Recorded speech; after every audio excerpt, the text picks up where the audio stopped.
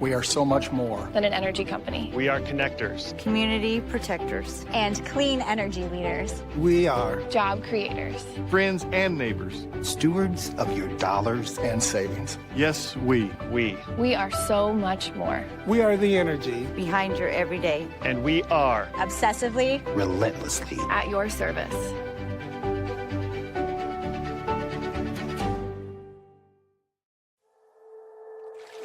Here in the heartland, at the heart of everything cool, Greater Des Moines is more than its features. It's a feeling. A feeling of discovery and wonder everywhere you turn. Catch what you've been missing. Des Moines, the S's are silent, our city is booming.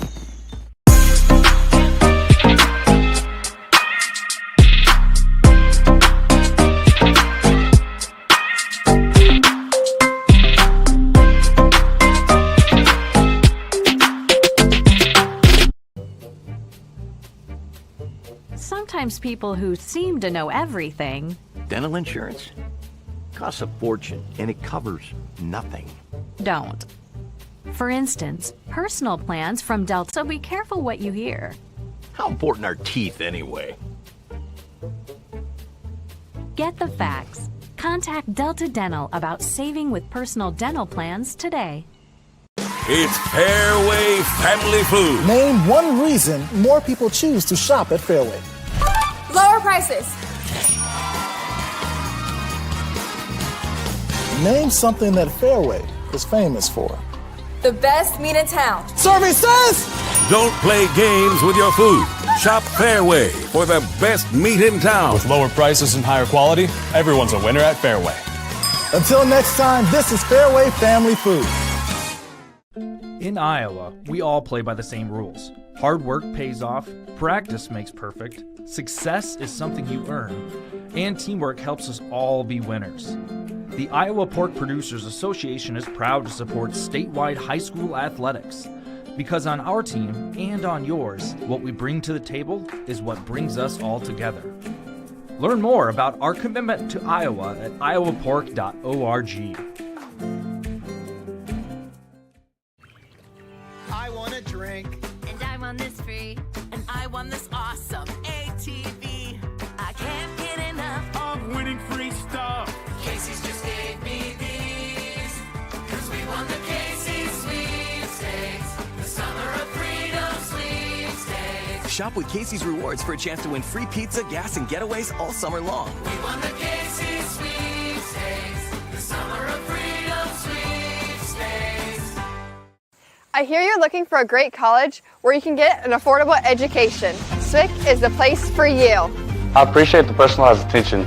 And I've gotten to meet people from all around the world. The SWIC student housing is incredible. I like SWIC's hands-on training. And I'll start my career in 2 years. I can schedule my classes online or face-to-face. SWIC feels like a community. Like family, like home. SWIC is a place for you.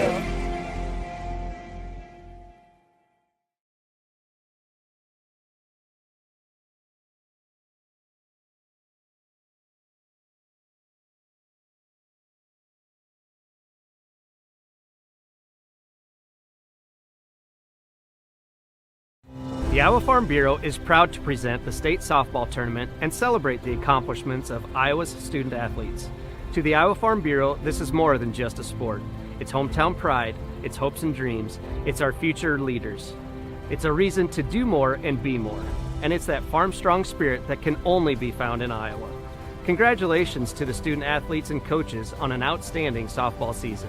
And remember, today's successes are just the beginning of tomorrow's achievements. Good evening and welcome to Kruger Field at Harlan Hazel Rogers Sports Complex in Fort Dodge, Iowa, home of the Girls State Softball Tournament presented by Iowa Farm Bureau. My name is Eric Zamora, and in just a moment we will have a matchup between the North Scott Lancers and the ADM Tigers right here on the Girls Union Network, powered by Mid-American Energy Company. But now we will join in progress the PA address announcer giving the teams, starting with the North Scott Lancers. Now here's your starters for Lancers of North Scott. Leading off playing center field, number 2, Carly Rader. Batting second in right field, number 4, McKinley Toohey. Batting third and doing the pitching, number 22, Maddie McDermott. Cleanup hitter for the Lancers. At third base, number 7, Adeline Johnson. Batting fifth at shortstop, number 18, Sydney Scarage. Batting sixth at second base, number 21, Riley Robertson. Batting seventh at first base, number 20, Shelby Spears. Batting eighth, the designated player, number 12, Riley Daniels. Batting in the ninth position, your left fielder, number 9, Abby Rouse.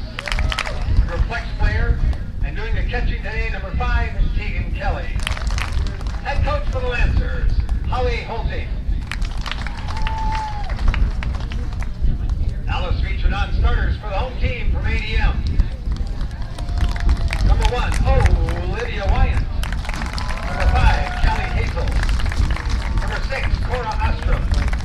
Number 8, Lauren Hagedorn. Number 9, Madison Seekid. Number 10, Aubrey Winter. Number 13, Aaliyah Johnson. Number 14, Marissa Gerleman. Number 16, Alice Smith. And number 26, Hannah Grossman. Your assistant coaches, Brent Von Roden and Lindsay Sutton.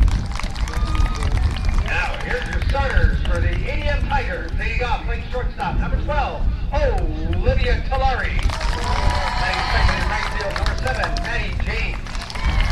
Batting third, the designated player, number 3, Brenda Musta. Cleanup hitter for the Tigers, and doing the pitching, number 28, Aaliyah Yenga. Batting fifth at first base, number 27, Kaylee Smith. Batting sixth and playing second, number 11, Cameron Smith. Batting seventh and doing the catching, number 2, Addie Vance. Batting eighth at third base, number 30, Tess Lawrence. Batting in the ninth position, the left fielder, number 17, Ellen Grossman. Your flex player in center field, number 23, Michaela Crannell. Head coach for ADM, Lindsay Stanford. Now please turn your attention to the area by home plate. Our umpires for this contest at first base, Dwayne Duncan. At third base, Keith McKay. And calling the most strikes today, Mr. Mark Amadeo. Ladies and gentlemen, let's play some state tournament softball.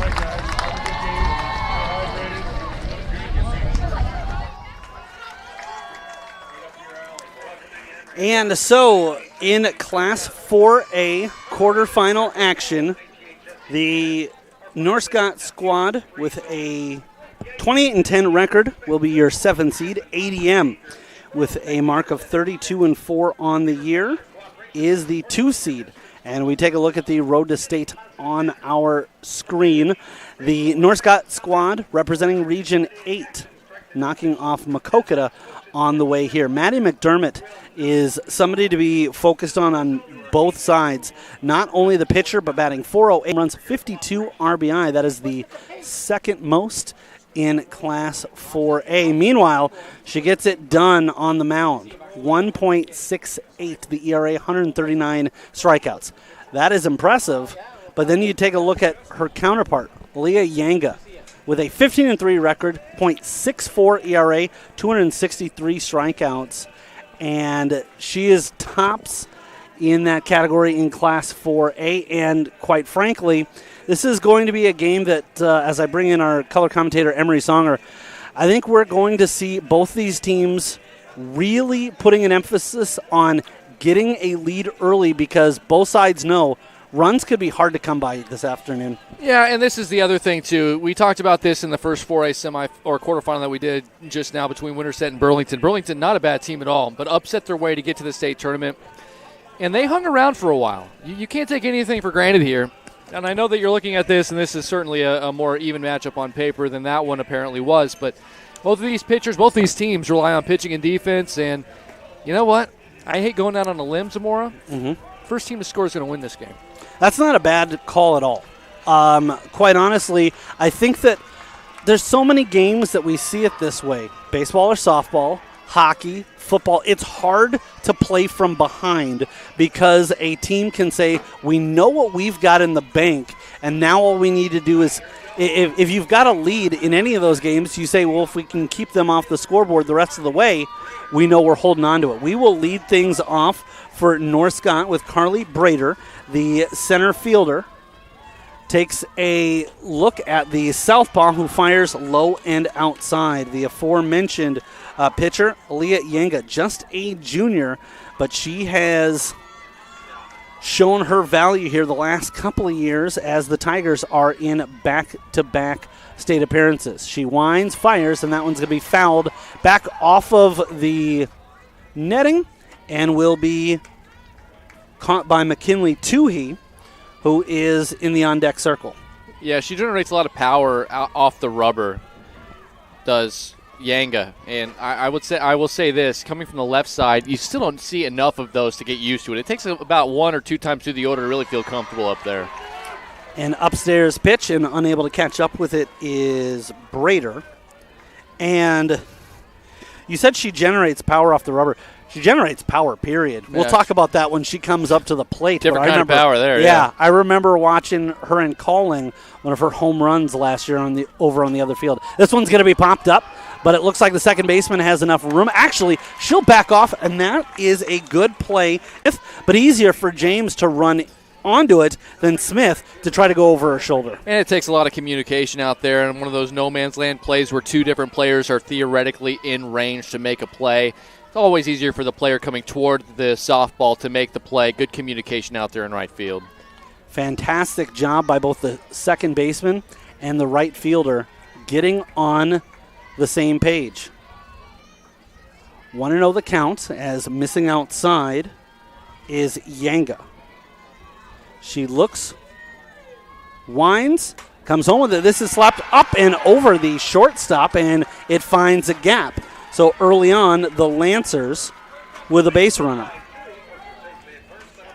Yeah, you look just look at the regional tournament. You know, they outscored their opponents in their 2 regional games 11-0 here. They generate runs early, and when they get those runs early, it just gives the pitching and the defense the confidence it needs to play from the front. They have an opportunity to pounce here. Wouldn't be surprised if you see this runner in motion. McDermott, the pitcher, steps up and swings. Should go around the horn here. We mentioned Yanga already being caught by Addie Bance. At first is Kaylee Smith, Cameron Smith at second. Shortstop is Olivia Talari, and the third baseman, Tess Bourne. We'll take a look at the outfield in just a moment. Yanga has her sign, cuts in, and it'll be knocked down by the catcher. Good job to keep it in front of her, but that will not prevent McKinley Toohey from using that as an open invitation to get into scoring position. As soon as she saw that ball hit the dirt, she had a perfect angle over there at first base. She took off running. Whether or not that was going to be closer to the backstop, it didn't matter. She was going to take second base and did so with her good speed. As we talked about, they're going to try to jump on early, and that aggressive base running is going to help them do so. 1-1 the count. This one will be popped up on the first base side and will reach the fence for a foul ball. ADM, meanwhile, in the outfield, left to right, Ella Grossman, Michaela Crannell, who is also their flex player, and Maddie James, the freshman, in right field. Count of 1-2, and Yanga would love to get the second out of the inning here. Setting up outside is Bance. That's where she goes with the pitch, and unable to locate it is McDermott.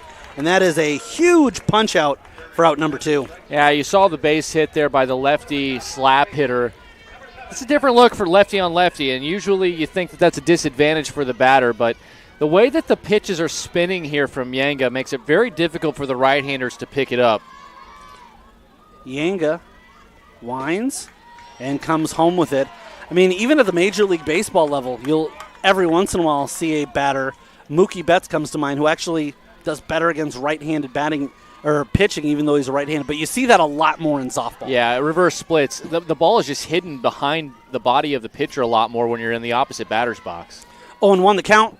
Fought off and gloved by the southpaw, Kaylee Smith, at first base. So the North Scott squad does get a base runner, but she will be stranded at second.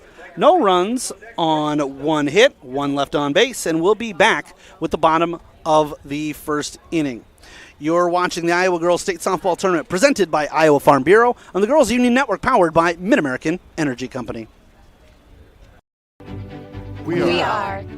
We are so much more Than an energy company. We are connectors. Community protectors. And clean energy leaders. We are Job creators. Friends and neighbors. stewards of your dollars and savings. Yes, we. We are so much more. We are the energy. Behind your everyday. And we are. Obsessively. Relentlessly. At your service.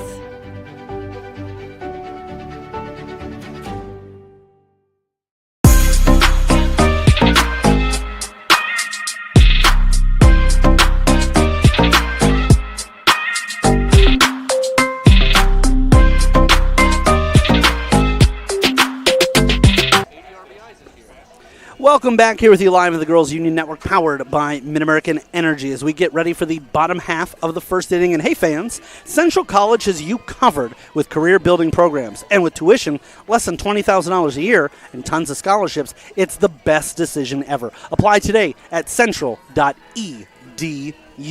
Maddie McDermott will take the circle for ADM as she checks in for her 21st appearance on the season, a 1.89 ERA. She's pitched 115 innings to this point. Upstairs, the first offering to Olivia Talari, the shortstop. Maddie James and Bryn Busta are also due up this inning.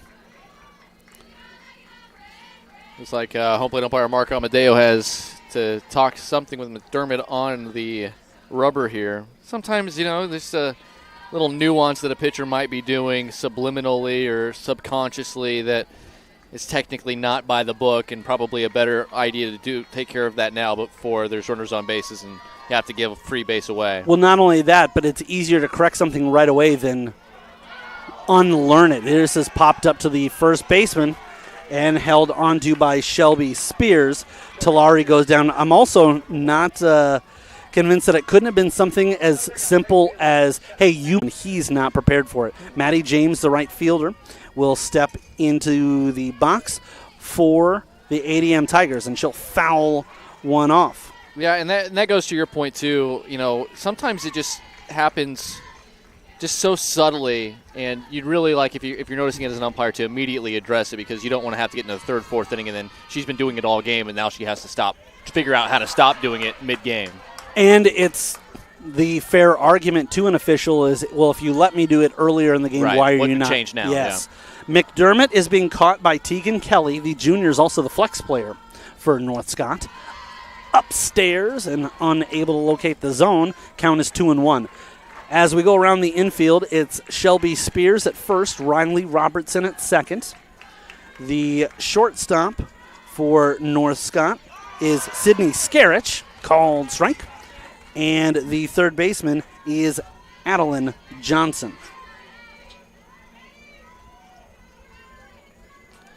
So a 2-2 count and a swinging strike 3. And for both of the pitchers so far, you want to get in a rhythm. You want to get in a situation where you're building some confidence. We saw that a little bit in the last game, where it just never felt like Burlington's starting pitcher found that comfortability and sometimes was struggling to find the strike zone. At this point, it seems like both pitchers and the home plate umpire are all on the same page. Yeah, 5 walks in the first 2 innings in that last quarterfinal that we watched for Sadie Plummer, who was the starting pitcher, young sophomore for Burlington. She was game. She battled through it, but if you eliminate even 2 or 3 of those walks, the complexion of the early innings are a bit different. Although Burlington was able to, anytime you're playing Winterset, everything's got to go right for you. This is going to be fouled out of play. But, we talk about these 2 pitchers. Manny McDermott's had one heck of a year. But when you compare it to, Aaliyah Yanga's numbers, it changes your perspective a little bit. But McDermott's been very, very, very solid. It's just a matter of, can she miss enough bats in this one to give her team a chance to get some offense against Yanga? 2-1 the count. As we were mentioning there, the number 1 seed Winterset advanced by a score of 10-2. They'll take on the winner of Norwalk Carlisle, which is going on over on our other field. And pitcher Wines delivers and did not miss by much. Also an appeal down to the first base umpire. No swing and a count of 3-2. So early on in this one, McDermott is a strike away from getting out of the inning with a perfect start. This one is fouled down the third base side. The winner of this game will take on the winner of the Dallas Center Grimes and Indianola matchup. So the winner of this game advances to play Wednesday at 1:30. Dard Danielson will have the call of that DCG Indianola game over on the other field. This is popped up deep to left field. Does it have enough to get back? And it is caught! Abby Rouse gets underneath it, squeezes it into the leather, and you can't have much more of an exciting 3 up, 3 down. 1 inning complete. No runs, no hits, nobody left on base. And we'll go to the top half of the second with a scoreless affair. You're watching the Iowa Girls State Softball Tournament presented by Iowa Farm Bureau on the Girls Union Network, powered by Mid-American Energy Company. Here in the heartland, at the heart of everything cool, Greater Des Moines is more than its features. It's a feeling. A feeling of discovery and wonder everywhere you turn. Catch what you've been missing. Des Moines, the S's are silent, our city is booming. Sometimes people who seem to know everything Dental insurance costs a fortune and it covers nothing. don't. For instance, personal plans from Delta Dental cut the cost of many procedures in half. So be careful what you hear. How important are teeth anyway? Get the facts. Contact Delta Dental about saving with personal dental plans today. Welcome back here with you live on the Girls Union Network, powered by Mid-American Energy, as we get ready for the start of the second inning. And it will be Sydney Scarich, the shortstop, right-handed batter, taking on the lefty Yanga. This is fouled up and back into the netting.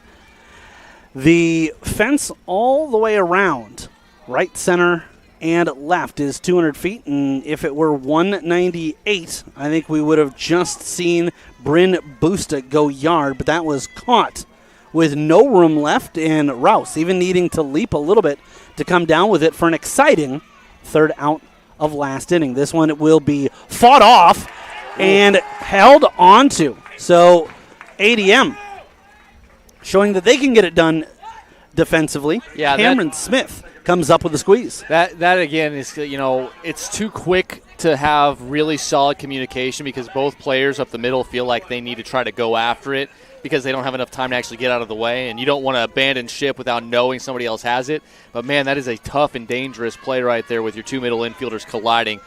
Luckily for them, though, they were able to squeeze the out and nobody's hurt.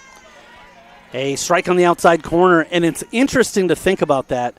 Even though either way you'd have a runner at first, somehow it doesn't seem as bad if you have two players both go for the ball and they get in each other's way. Then there's nothing more disappointing than two people both looking at each other going, right. well, I thought you had it. Yeah. and you're absolutely 100% taught to try to make the play. And if that ball had a little bit more airtime, one of them could have called each other off. But it was well played and a good job by both of them not allowing that collision to be a dangerous one. That was an inside-out swing off the knuckles, and she was able to look like muster a hit by just hitting it in between the two of them, but they both cover great ground. In fact, I'm not convinced that if Smith hadn't grabbed it first, Talari wouldn't have had it as well. 1-2 the count with Robertson in the box, and can't catch up with that. It is a strikeout, the second of the game for Yanga, and Shelby Spears will come to the plate. Yeah, I mean, if you're looking at strikeout totals for Aaliyah Yanga, I mean, 262 strikeouts in 160 innings pitched. I mean, you're knocking on almost 2 an inning at that point, and there hasn't, we talked about in the road to state, there's not been a more dominant strikeout pitcher in all of Class 4A this year than Aaliyah Yanga. It's just a matter of can you put enough balls in play to where it might start finding spots if you're North Scott, because she is so good at missing the bats. In our pregame, Emery mentioned that first team to score may end up winning this one. No, I said they will win this game. Okay, all right. I'm going there. We kind of have a joke in men's league hockey of if a game's kind of getting lopsided, we'll say something like 1-8's going to win this one. Yeah, you're right. This might be a 1-1 is going to walk off into the semifinal. Yanga with an 0-2 count in her favor, setting up well outside. And off the plate. Bance, though, was really setting up outside of the strike zone. And it's funny, as I was calling that, didn't want to affect the play and point out to the batter, hey, this one's probably not going to be a strike. Yeah, she seemed to be onto it, but that was a great spot, though. Yanga with Bance setting up right on that inside corner, upstairs, and Spears goes down, and it's 3 up, 3 down, and we will head to the bottom half of the second inning. Still no score, as that one had no runs, no hits, and nobody left on base. Middle of the second in this quarterfinal, and we'll be back in a matter of moments. You're watching the Iowa Girls State Softball Tournament, presented by Iowa Farm Bureau and the Girls Union Network, powered by Mid-American Energy Company. We are so much more than an energy company. We are connectors, community protectors, and clean energy leaders. We are Job creators. friends and neighbors. stewards of your dollars and savings. Yes, we. We are so much more. We are the energy behind your everyday. And we are Obsessively, Relentlessly. At your service.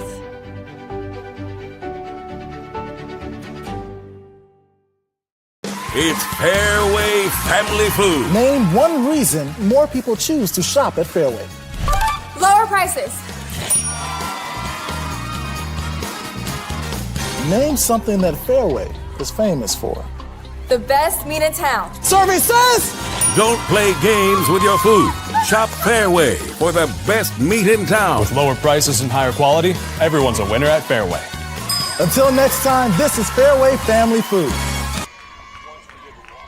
Welcome back here with you live at the Girls Union Network, powered by Mid-American Energy. Bottom of the second, and taking a look at the first pitch is Yanga. That's low, and I have a feeling, as strong of a pitcher as Maddie McDermott is, she's going to pitch Yanga very carefully here. That one's fouled back. That's a big rip you're letting her take right there. Yeah, absolutely. And the scouting report on Yanga is she can crush them if she has an idea of what's coming and finds one at her location.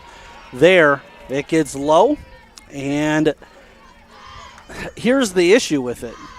With her batting fourth in the order, the Lancers really want to get the out here because the last thing they want to do is give up. Well, we'll hold that thought as that one is hit over dead center field. And just like that, Yanga has given her squad a 1-0 lead. And according to Emery Songer, Folks, we might as well pack it up. Ball game over. 1-0 walk off in the second. Hey, okay. But I get your point. Yanga puts her squad and the Tigers up 1-0, and that's exactly what I was talking about. McDermott knows that 28's in the batter's box, wants to be careful, and I don't think that was an awful pitch. It was just one that Yanga all day long. In their batting order, I'm just not. If there's one player I am not going to pitch and give her anything meaty to hit, it's her. And hopefully for on the North Scott side of things, you're hopeful that one decision to be pretty aggressive and go right at her, because her batting average is .310. It's good, but it's not the best that we've seen. But, man, like you said, when she barrels it, you're not going to get her out, because it's going to be a double off the wall or it's going over the fence. And right there, she puts them up 1-0, and we know the kind of dominant stuff she has when she's in the circle, and she just helped herself out quite a bit with that solo shot. That was an extra base hit, which is brought to you by Kruger Seeds, your local seeds dealer. Visit KrugerSeed.com. Taking a look at a strike. 1-2 is the count on Kaylee Smith, the first baseman. And she will take a look at strike 3. Emery, I'm going to be honest, I feel a little bit attacked because you said, well, we can armchair quarterback all day long, and I feel like you pretty well summed up both your and my careers on KXNO pretty well. but that's exactly it, is what do you do? If you put her on base and walk her, then if they string together a couple of hits, somebody's going to say, well, at that point, you might as well have pitched to her. That's what ADM brings to the table, is you can have a great batter, but if you don't have anybody to protect her behind her, right, she's has her power taken away. Well, I think most of the protection is in front of her, which is what I'm thinking. I see Yanga. I see, she walks way more, almost 3 times as much as she strikes out. She's got over a 300 batting average. She hits a lot of RBI. She can hit the ball over the wall. She's a very tough batter to deal with. But behind her, Kaylee Smith, who just struck out, she hasn't hit any home runs this season, not nearly the run producer, and has a sub-250 batting average. That's no disrespect to Kaylee Smith, but, I'm a lot less afraid of facing her with the runner on first base in Yanga, who would be at first base, or her runner would be at first base, than I would be of facing Yanga herself. And, you give her an opportunity, and pow, over the center field wall. And I'm not saying this game is over, even though my pregame prediction was that the first run could be the difference here, because North Scott can hit the ball well. But, man, playing from the lead in a game like this is going to be a big difference. Night and day. Yeah, it's a major difference in the way you approach everything. McDermott misses outside 2 pitches ago, and then upstairs right there, so the count has gone full. 1 out in the inning. Cameron Smith fouls that one back. And that one actually rang off of the net, and I'm just for a second afraid that maybe our internet connection had gone out. But we seem to be up and running, and it will keep the count at full. Tis but a scratch. It was a flesh wound. Swinging through, unable to catch up to it, is Cameron Smith. And like her predecessor, Kaylee Smith, which I believe there is no relation, but that was the one that I forgot to ask. Everybody else. Smith is tough to figure out. Well, but the other ones, as I was going through and talking to the coaching staff, I specifically asked, okay, these 2 players have the same last name, and somehow I missed a Smith and a Smith, probably for the reason that you would think. And as that's fouled off into the protective netting on the first base side. Sounds like an oversight on your part. It absolutely is. By the way, as we have an 0-1 count, 2 down in the inning, and McDermott comes home with it. This will be flied out to the gap in left center field, but gap no longer, as running under it and getting to it in plenty of time was Carly Brader, and we will have our 3rd out. But Yanga puts her squad on the board. 1 run on 1 hit. Nobody left on base, and after 2 are complete, ADM leads by a score of 1-0. You're watching the Iowa Girls State Softball Tournament presented by Iowa Farm Bureau on the Girls Union Network, powered by Mid-American Energy Company. In Iowa, we all play by the same rules. Hard work pays off, practice makes perfect, success is something you earn, and teamwork helps us all be winners. The Iowa Pork Producers Association is proud to support statewide high school athletics. Because on our team and on yours, what we bring to the table is what brings us all together. Learn more about our commitment to Iowa at iowapork.org. I want a drink. And I want this free. And I want this awesome ATV. I can't get enough of winning free stuff. Casey's just gave me these. Cause we won the Casey's sweepstakes. The summer of freedom sweepstakes. Shop with Casey's Rewards for a chance to win free pizza, gas, and getaways all summer long. We won the Casey's sweepstakes. The summer of freedom sweepstakes. Welcome back here with you live at the Girls Union Network, powered by Mid-American Energy.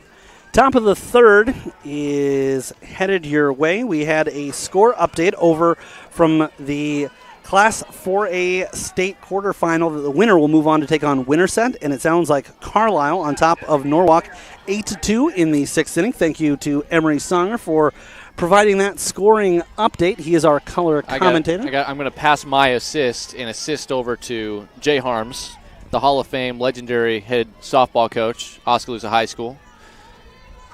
One of the legends of the sport, state champion. And while we are going around the horn with kudos, Dave Mabel is our director of this broadcast. Initially, it was going to be Jeff Stark, but I think due to the weather, it looks like at least temporarily Justin Wolber filling in. It's always appreciated when the camera operators don't have to do back-to-back games because they're the true heroes here. The other three of us in the broadcast get to stay in shade. They're the ones out there and exposed. Easy there. Don't give them too much credit. I had to walk like 3 blocks to get here. Well, good for you. This is my third game in a row. You know how hot it is? 89 at first pitch. Yeah. See? Where's my kudos? I am sure all the girls out on the diamond are really feeling bad for you. Yeah. 1-2 the count. Yanga comes home with it. And good patience shown by Riley Daniels, the designated player. Yeah, and I like that off of it. I like that spot by the backstop there to put it well outside so she's got a good target because that's going to be enticing to the batter, but that's just great plate discipline right there with a 2-strike count. Yanga tried to get her to chase and didn't have a taker. Same thing there. That was not a bad-looking pitch, particularly when you've already got 2 strikes on you. Yeah, and you're talking about you're in the bottom part of the order here, so if you're Yanga, you don't want to give him a free base run at this point. She's doing a good job of laying off some tough pitches, but you got to put something here and just trust your stuff. Yanga looks in and rocks and delivers. Low and didn't miss by much. That's a great at-bat right there by Riley Daniels. You talk about you're in the 8th spot in the order. You're facing a strikeout pitcher who's been really solid through 2 innings here. You find yourself in a 1-2 hole and then find a way to grind out a walk with 3 pitches that danced around the strike zone. That's really, really, really well done.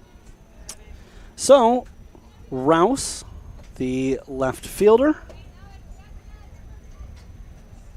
and a conversation here. They will end up going with an IMT insurance substitution. And is that the flex? Yeah, didn't catch the number of the runner. I think that's a pinch runner. Yeah. All right. We'll get that to you. So, Brader at first. And showing bunt but pulling back is Rouse. And I should point out Chevelle Kingsley, it looks like. Or, sorry, Katie Breddard. Katie Breddard, 8, yeah, not 6. I was going to say I need to differentiate as it's Katie Brader, not Carly. Carly already we had called in the broadcast. 1-0 the count as that one missed upstairs. That one's going to be called strike. Good job there by Bance to knock that down, even though it got behind her. Not really looking to do too much on the base pass there was Brader once she saw that it wasn't going to be bunted. And so that keeps Brader docked at first. Yanga with a 1-1 count. Patient pitcher. Takes her time in between pitches.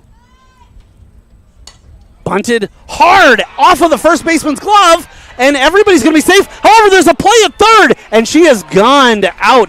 Brader just a little too aggressive there on the base paths, and what looked like for a moment disaster for ADM, but they'll end up taking that as it's the same as a strikeout in the end. Yeah, and that's tough because in softball you always see those extra bases. We actually saw it in the Burlington-Winterset game in the first inning. Burlington had a runner on second, ground ball to the right side. She just motored all the way around third and scored. That's not the right situation, I don't think, to do that because you're finally starting to show a little bit of signs of life against Yanga. But you know what? If you live aggressively, you can die aggressively. You talk about it in basketball. You live by the 3, you die by the 3. You live by the strikeout, you die by the strikeout. Well, right there, you can live by the aggressive base running, but you can die by it. I'm sure she just kind of lost where she was in the moment there and probably just needed somebody to be right in her face saying, don't go to third. And especially in this moment, nobody wants to come to Fort Dodge as there's a swing, and that one actually hits off the mask of the home plate umpire. Nobody wants to come to Fort Dodge and say, hey, we won a championship and I didn't do anything. Everybody wants to be that person who makes that big play and maybe got a little too excited in the moment, and it goes against that big adage of you never want to make the first or the third out at third base. Yeah, and that's tough because that is the first out. It would have been first and second, nobody out in that scenario. We probably would be looking. And you're at the top of the order now, right? So, I mean, that changes the game quite a bit. Unfortunately, you didn't have one of yours. There's a big swing and a miss for the second out of the inning. But here's a stat on Katie Brader, and you don't want to put too much blame on one person for a play like that because it's all in the moment.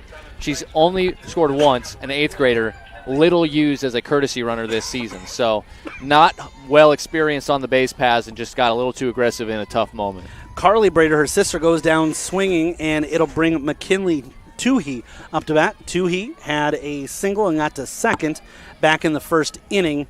And we talk about the butterfly effect at all. It completely changes the complexion of the inning. And it changes your batter's approach. I mean, with nobody out, runners on first and second, you probably laid on a bunt there, don't you? I would think so. Even though you have a really good batter in Brader, I think that right now at this point in the game, North Scott realizes, hey, we're probably not going to be hitting Yanga cleanly very well today. 2 runners on. Let's get him in scoring position for number 2 in the order. Again, it's that old adage of if you're playing again, make them make mistakes. Right. That same kind of concept. And here, for the North Scott Lancers, manufacturing is not a bad word. No. And they know they're going to have to manufacture runs. Well, we'll see if they can do something with 2 outs here. 2-0 count. Good take. I mean, how often against Aaliyah Yanga are you going to say, yeah, we scored a run because we got 3 singles in a row? Well, but on top of that, though, you're looking at a batter here. The lefty sees her better because of where her release point is with the ball. So, I mean, you're right. Butterfly effect completely changes the way the inning played out eventually. 3-0 the count. So we'll see if she keeps the bat on her shoulders. And she does, even though she did get a little bit of a running start there. And so now that's a full-on take situation, though, yes, for sure. It's a full-on take, and somebody would say, well, then why does she move forward? It's to try to fake the pitcher out of, oh, no, I would have swung at the right pitch. And even just like have her thinking about something else when she throws the pitch. Yeah.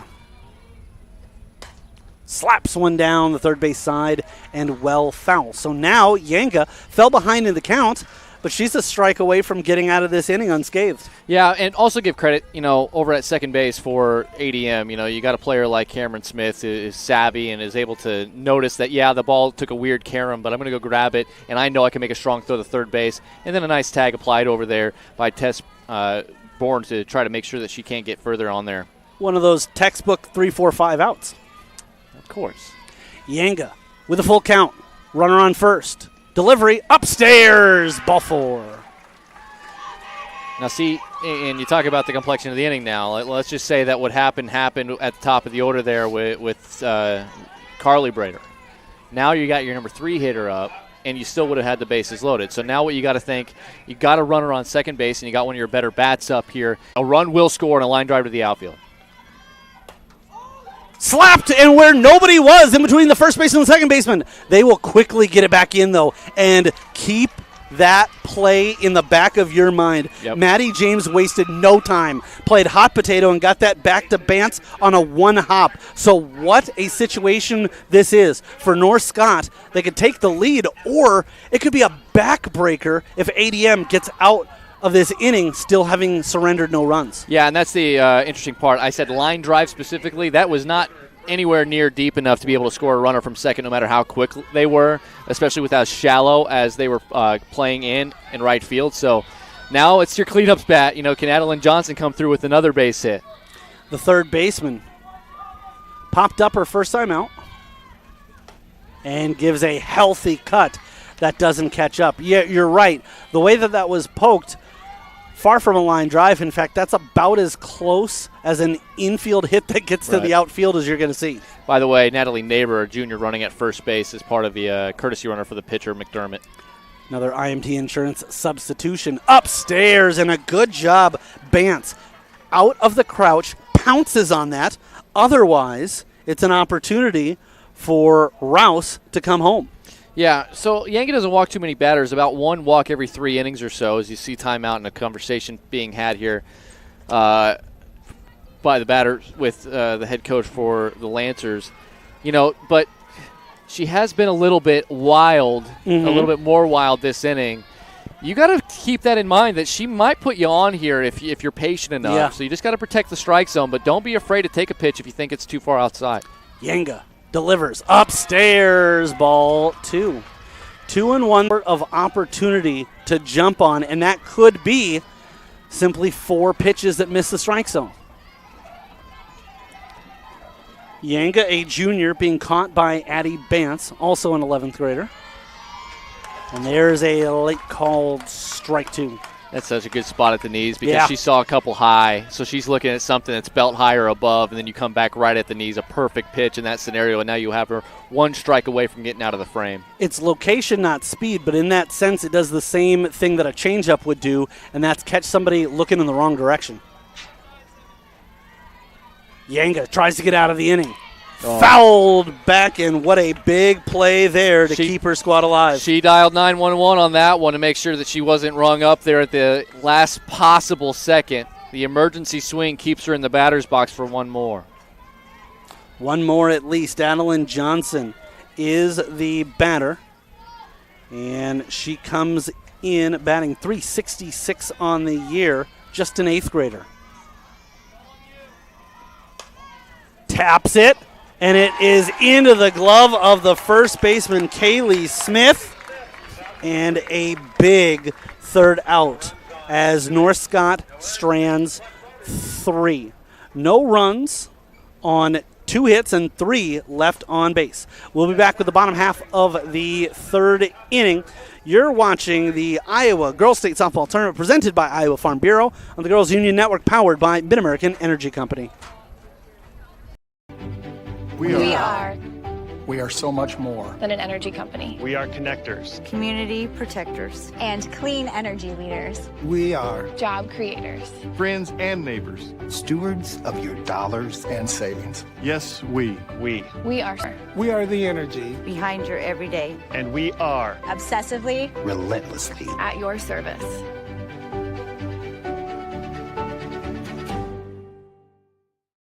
I hear you're looking for a great college where you can get an affordable education. SWIC is the place for you. I appreciate the personalized attention. And I've gotten to meet people from all around the world. The SWIC student housing is incredible. I like SWIC's hands-on training. And I'll start my career in 2 years. I can schedule my classes online or face-to-face. SWIC feels like a community, like family, like home. SWIC is a place for you.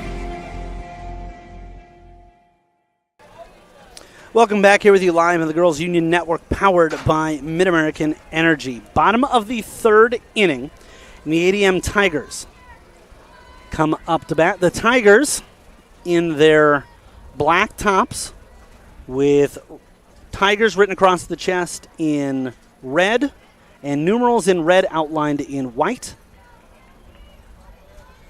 Red pants with a black stripe and black socks. It will be Tess Bourne, the 3rd baseman.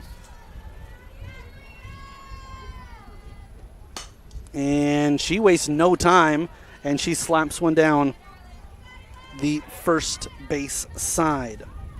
Michaela Crannell. And then the top of the order, due up in this inning, that's Olivia Talari. Right now in the hole. Fouled back by Bourne. And ahead early in the count is Maddie McDermott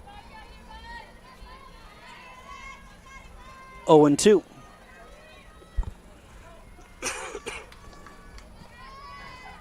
Upstairs, as McDermott looked to see if she could get Bourne to chase. Unsuccessful.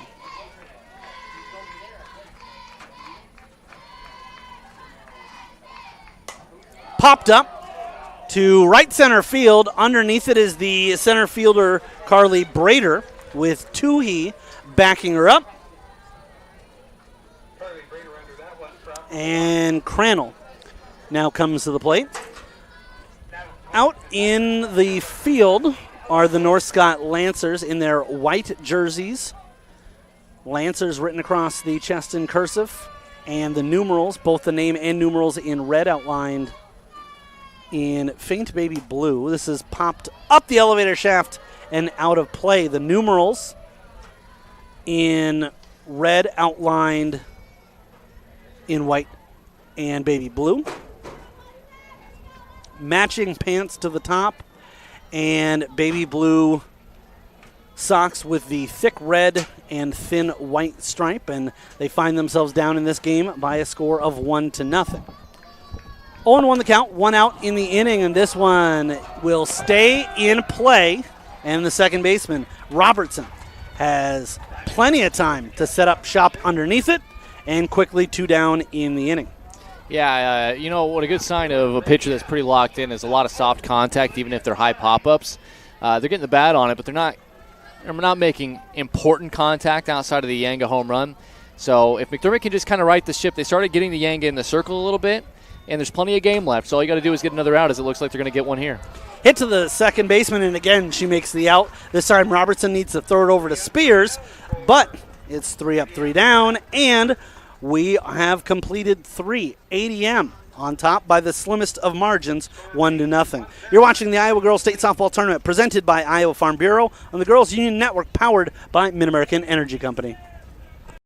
Hello, I'm Brent Johnson, an Iowa farmer from Calhoun County and president of the Iowa Farm Bureau. As proud title sponsor of the state softball tournament, the Iowa Farm Bureau is dedicated to creating a vibrant future for Iowa through partnerships and programs that help cultivate individuals with great character, a strong work ethic, and exceptional leadership skills. Making it to the state tournament is a great accomplishment that takes a lot of support. That's why we provide millions of dollars in awards, grants, and scholarships that recognize athletic and academic excellence. The well-being of Iowa students is also very important to Farm Bureau. That's why we provide concussion insurance coverage at no cost for all students in grades 9 through 12 who participate in a sanctioned sport. As just one of only 7 states to provide this coverage, it's just another way we're striving to support Iowa's outstanding young leaders. So, from the Iowa Farm Bureau, congratulations to all the players and coaches on an outstanding season, and good luck in the tournament. Welcome back, here with you live on the Girls Union Network, powered by Mid-American Energy. As we have reached the top of the 4th, my name is Eric Zamora, providing the play-by-play. Emery Songer, my color commentator. And Emery, I have a controversial take. I really like the look of ADM with the black jerseys and the red pants. I think it looks sharp as Yanga delivers. This is popped up, and it finds a hole. So leading things off, Sydney Skarich with a leadoff single, but I will say this, and I don't think that it will affect my neutralism in any way. Right. I don't know that I've ever seen a jersey look that I like more at this tournament than North Scott's. You know, it's nice. Anytime you can incorporate the baby blue into anything, it's definitely a perk. And I will say this, I'm not even a pinstripe guy, but for some reason, I just feel like that color scheme makes it work. That one will hit off of the inside of her hand. Throw it, it's on time! And the lead runner gets to third, so a bunt. And the first baseman. Now, we talk about hindsight being 20/20. I'm curious to know if that one would have potentially rolled foul. But it hits off the arm of Kaylee Smith. She throws to first, and then you talked about living and dying by being aggressive. This time it pays off for North Scott as they're able to get the runner to third with nobody out in the inning. Yeah, and it cost them a run, at least one run in the last inning, and you were wondering if that they burned maybe their best shot to get to Yanga. But A little soft blooper out there in the right center field, and then a bunt that was well executed offensively, not well executed defensively.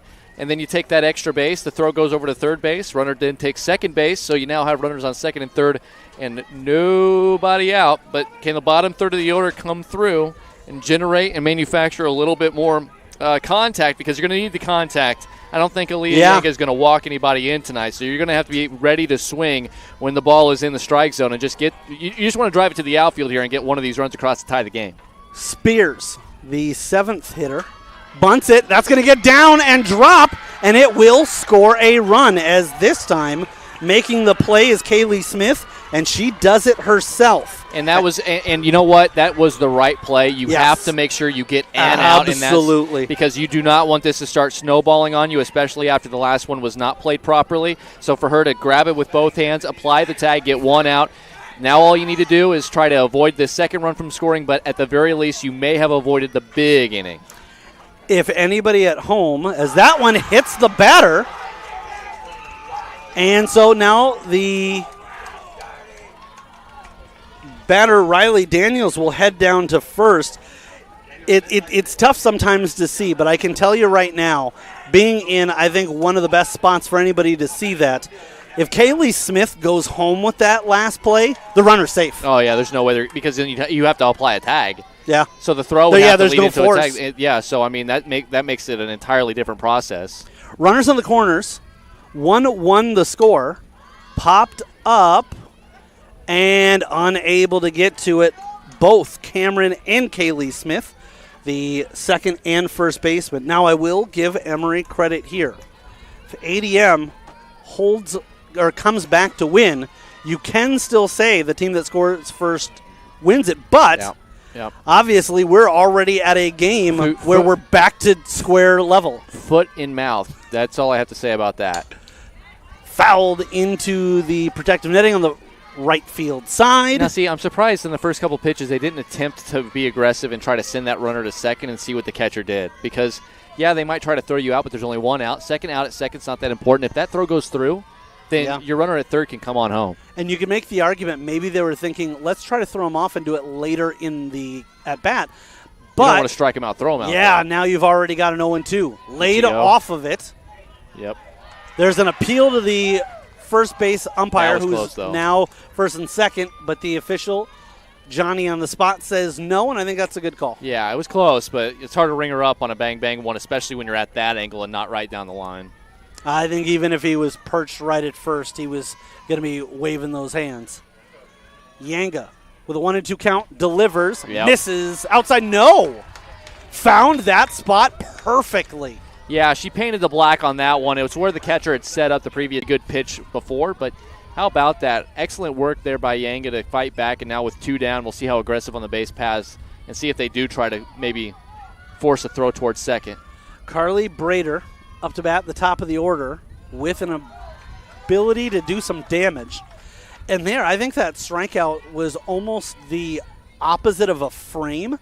I think that actually Bance, where the pitch came across the plate and where her hand ended up, were different, and fantastic job by the umpire to realize that despite the fact that her hand moved over, that was still a strike.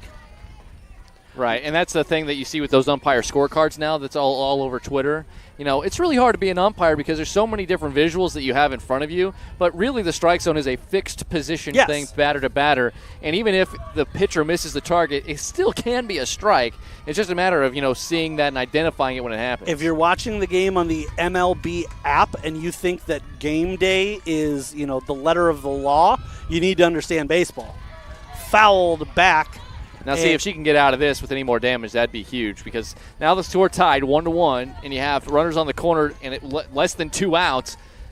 A strikeout in the previous batter has an opportunity to try to get out of this with another strikeout. That'd be massive pick-me-up. Was going to say, coming into this jam, she had a 266 strikeouts on the year, make it 267 now. Runners on the corners, 1-2 the count. Yanga delivers. Ooh, nope. And didn't miss by much. Also, I don't think she missed by much in getting Brader to try to catch up to it. Yeah, and Andy Bance behind the plate did a good job of trying to frame that on the outside corner, but that one was just wide. Mark Amadeo has been pretty consistent on that outside corner. Still no movement at first base. I am still pretty surprised at that. They have been shown to be aggressive on the bases, and they did not move that runner from first. Hit to the right field side, and underneath it in plenty of time is Maddie James.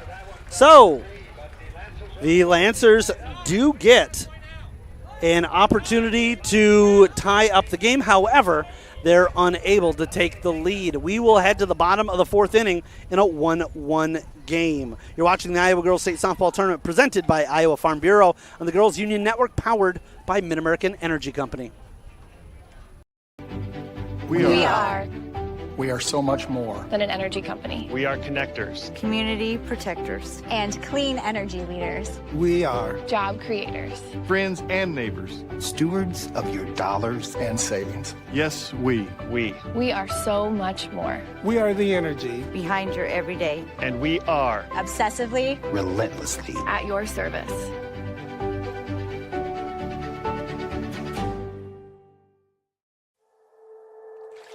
Here in the heartland, at the heart of everything cool, Greater Des Moines is more than its features.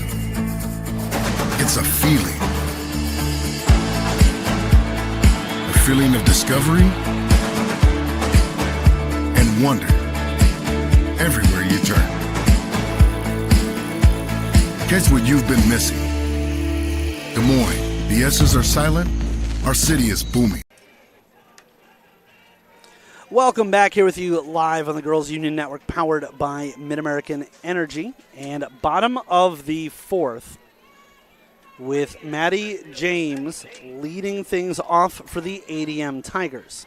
Now, the stat line for the ADM Tigers reads 1 run on 1 hit, 1 error, and nobody left on base.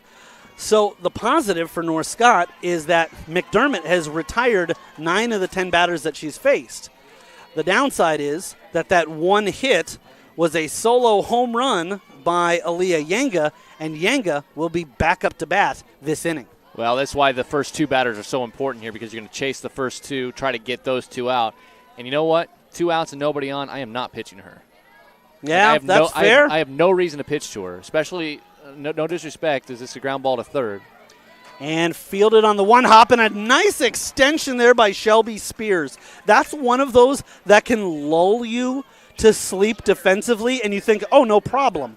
They hit it right to one of our fielders, but having to go across the diamond, good job by both Spears and Adeline Johnson to make that play, because, quite honestly, James wasn't far from legging that out.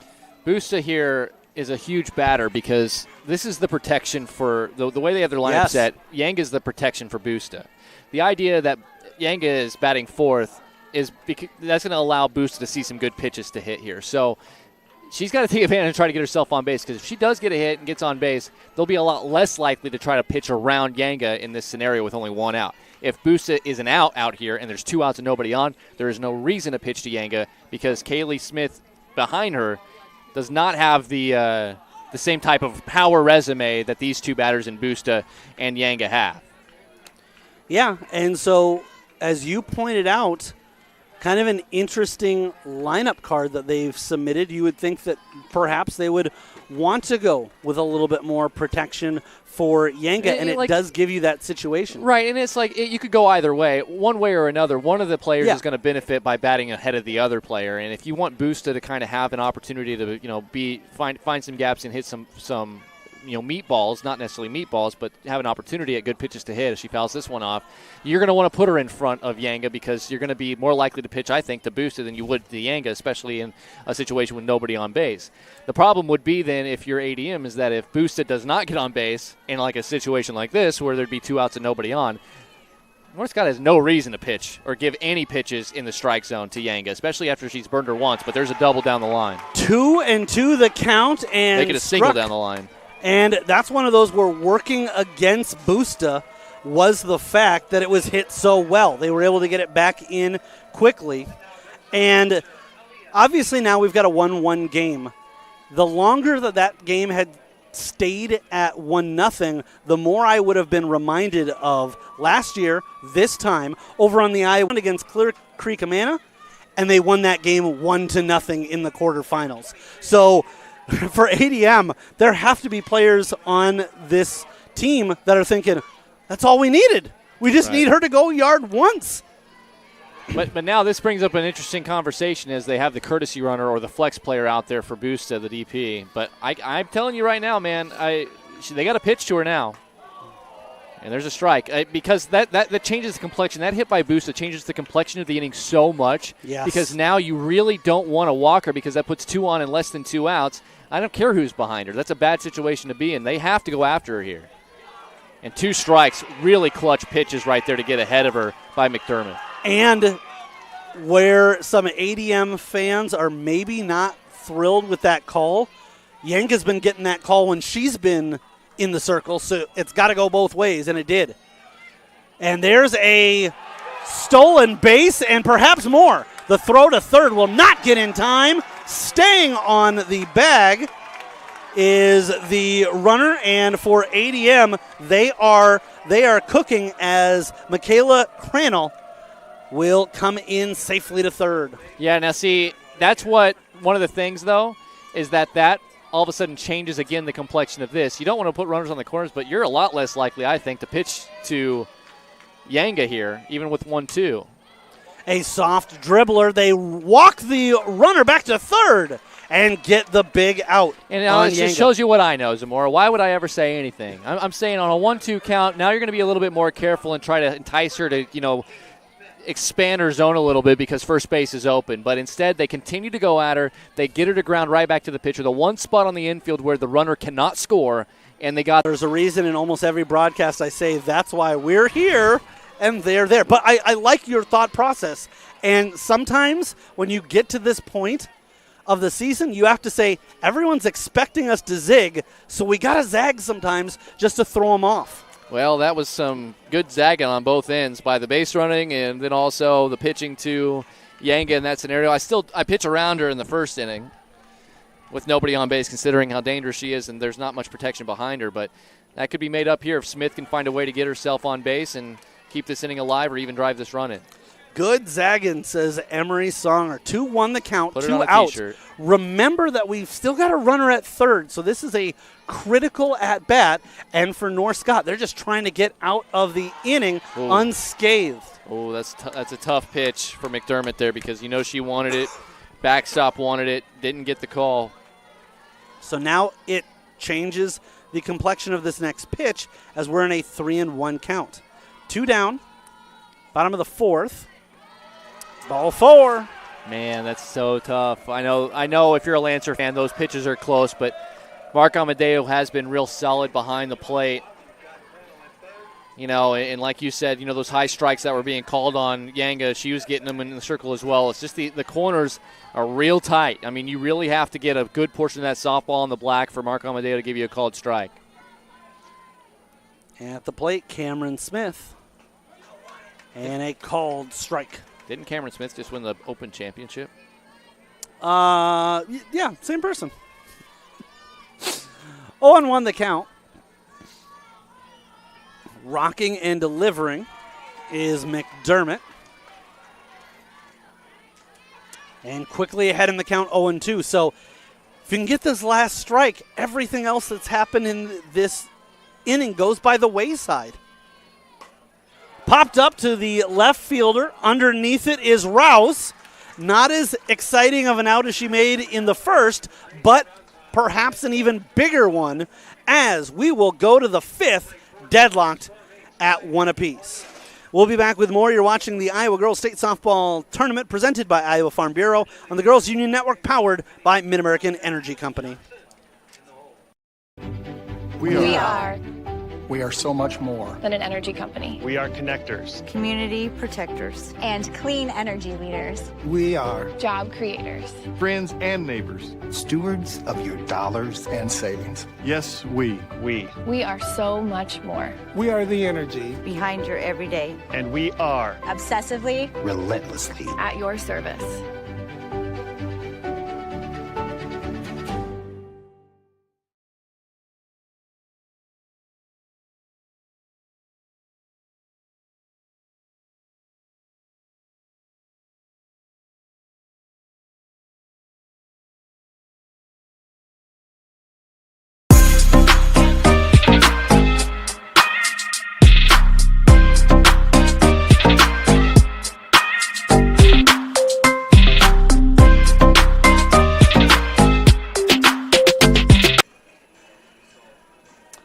Welcome back here with you live at the Girls Union Network, powered by Mid-American Energy. Top of the 5th, and we had something just happen that we had not seen all game. ADM left somebody on base, 2 to be more specific. And a runner on third and less than 2 outs. That one's going to hurt. Yeah. Tuhi, who is 2 for 2 in the game. Sees it well. I'm telling you, off the left side, it's a little easier to pick up Yanga's delivery on the as a slap hitter than it is from the right side because it kind of hides behind her body so well with that movement that she has. It takes a little bit more time for you to pick up that ball. Yanga comes with it, and that is slapped down the third base side. I would be really interested on, obviously this is something that we don't have, but to see her season or career numbers, righties versus lefties, yeah. Yeah, I mean, I would bet it's reverse splits, honestly. Yeah. Yeah, I would too. Just the way that she delivers, she's tough to pick up as a right-hander. Lefty has just a little bit extra time to see that ball. And a lot of that has to do with her velocity. Looking for that outside corner and didn't miss by too much, but you talked about how Tuhi has a good eye, and that was not one where she looked back at the umpire and was hoping for a pardon. She knew. She knew. 1-2 the count.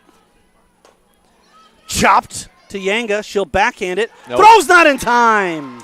Now, see, that's the slap hitter extraordinaire. You know, if you can have a slap hitter extraordinaire like that in your lineup at any given spot, that is a comebacker immediately on 2 hops right back to the mound. And then she's moving toward first base, and it still wasn't in time. So, I mean, I would love to see her in a 60-foot sprint against anybody in this tournament because I think she's probably as fast as anybody is. But my goodness, what a weapon to have. McKinley Tuhi making a case for herself for the Casey's Player of the Game. There's a big swing by McDermott, and this is going to sound crazy, but given that situation, especially because there's nobody else on base, and if you fumble it, I don't think Tuhi gets any further. No. The only chance that Yanga had at that was to try to barehand it and flip it over. Because as soon as that went into her glove and then she had to dig it out, Tuhi's already there. Yeah, it's the thing that softball has that baseball doesn't. There's just no way you can replicate that kind of offense in baseball, and that's why I'm surprised whenever there's a lefty that doesn't slap hit because it is such a weapon when used properly. If you're going to have a lefty that doesn't slap it, here's a bunt laid down, grabbed by the first baseman. He's going to have a tough play. Nope. Not in time. Perfect bunt. It was in the perfect spot to where the first baseman had to come field it, but she had to go so far to get to it. By the time she rolled around and threw it, McDermott runs well enough that she was able to get to first base. So a couple of infield hits here, and Northcott, I mean, we know Yanga is a strikeout pitcher, and she's coming through the middle part of this order. 4, 5, and 6 are the next 3 batters that are due up as the courtesy runner comes back in here. But, man, alive, if there was ever a time in this season that she needs a couple of strikeouts, it's right now against 4 and 5, and see if Adeline Johnson can find a way to avoid that happening. You want to make a productive out and move those runners along, and even though she is and she's got her signals crossed, I think she went back to ask. I mean, I'd be surprised, honestly. I know that she's her cleanup hitter, but in this scenario, I almost take the bat out of her hands and try to bunt again. Yeah. Substitutions in today's game are brought to you by IMT Insurance. Learn how you can be worry-free with IMT at IMTINS.com. That, by the way, Natalie Neighbor again over at first base. Yanga looks to shake it off, and this one is going to be popped up. No problem there for Smith. That's Kaylee, and the sophomore gloves it. And that is the risk, right? You're willingly giving them an out, but the idea is you're putting it on the ground, and so your runners can advance bases.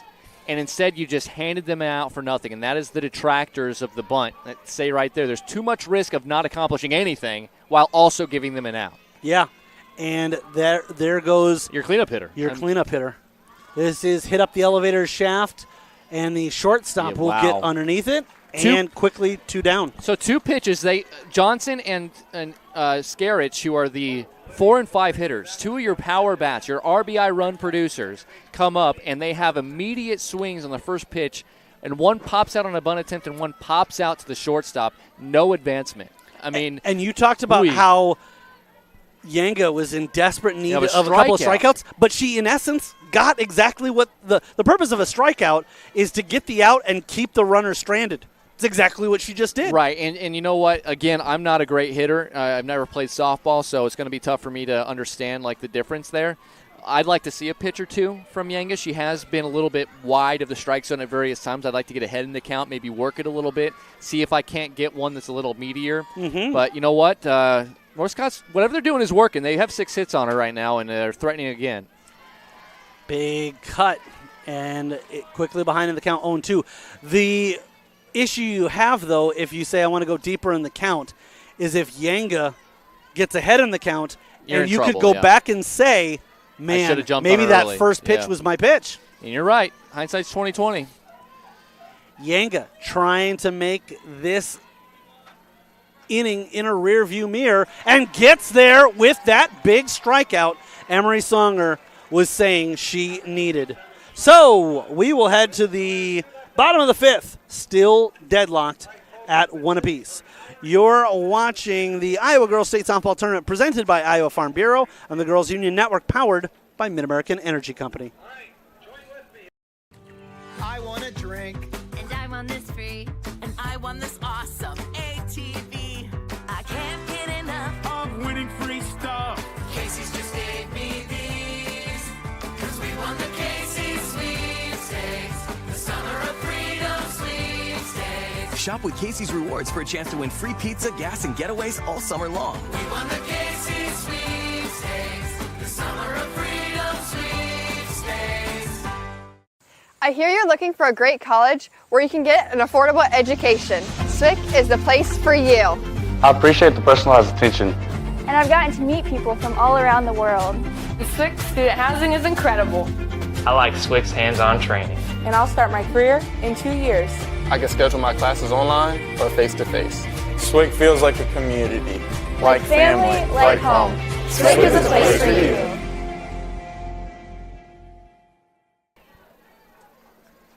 Welcome back, here with you live on the Girls Union Network, powered by Mid-American Energy. Bottom of the 5th, and hey fans, Central College has you covered with career-building programs. And with tuition less than $20,000 a year and tons of scholarships, it's the best decision ever. Apply today at central.edu. For the Tigers, it's Bance who wastes no time. Oh. And slaps one foul down the third base Lindsey side. Stanford, you got to come up with that. It's one you got to have. You got to have it. Hopefully she gets a shot to redeem herself at some point. Well, it's that state tournament. The last thing she wants to do is go to bed tonight thinking, I had my chance and I let it get through my fingers. The bright lights got the better of her. Bright lights, or perhaps at this point of the day, that setting sun, as that is tough take. You know, 1 and 2 the count. Bance has been solid behind the plate. I know it's been a little bit of a tighter zone than I think she's wanted it, but she's done a good job kind of nursing Yanga through some tough innings here. It'd be nice to see what she can do offensively, but man, McDermott really pounding the zone. 2 hits for ADM so far, and we're in the 5th inning. Yeah, it's not too and often. Only one of them really was a bomb. And that was the Yanga homer. Yeah, the other was the boost single that we thought was going to turn into a double.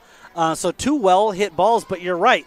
How often are you going to see the 2 seed in the quarterfinal game get this far with only 2 hits? And from her knees, making the play was Riley Robertson into the glove of Shelby Spears. And that is a tougher play than it looked, because she dived, and then as she got up on her knees, it's hard to get a lot on it, and it's hard to get the accuracy there as well. She got both of them. Yeah, and Robertson had struck out to end last inning with a couple of runners on base, so idea immediately defensively she can come up with a play like that's going to be a confidence boost to her.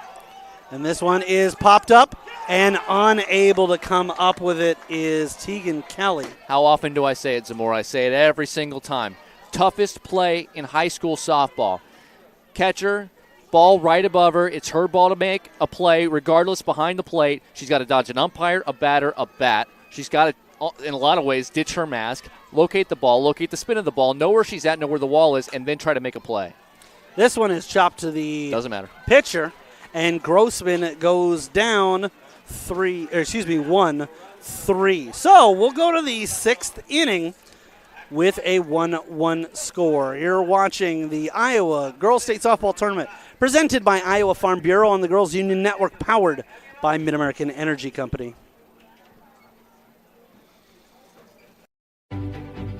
We are We are so much more than an energy company. We are connectors, community protectors, and clean energy leaders. We are Job creators. friends and neighbors. stewards of your dollars and savings. Yes, we. We are so much more. We are the energy behind your everyday. And we are Obsessively, relentlessly. At your service.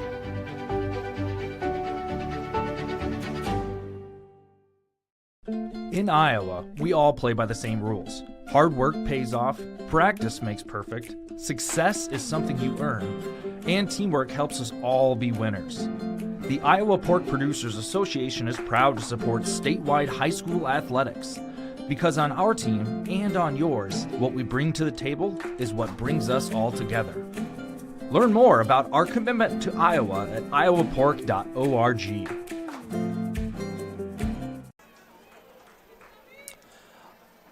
Welcome back here with you live in the Girls Union Network, powered by Mid-American Energy, as we are ready for the start of the 6th.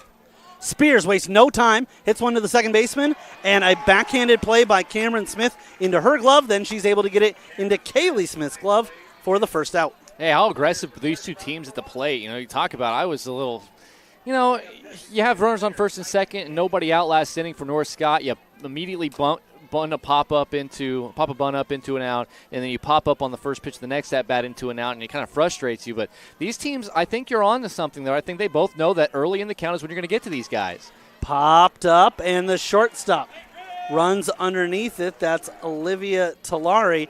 And the one thing that's nice about that is the fact that we've got a tie game.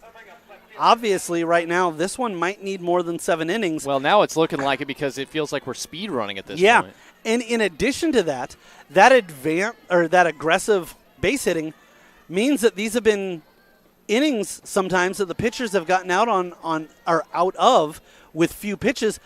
Means we might be seeing them for a while. Well, and that's the thing. I watched a 16-inning game for a state championship back in 2017 between Eddyville, Blacksburg, Fremont, and Iowa City, Regina. It got to the 16th inning, and both pitchers started to lose it and fall apart because they were so efficient throughout the game. Now, I don't know if we got 16 innings worth. This is flared right side. How about that for a quick 4-pitch inning?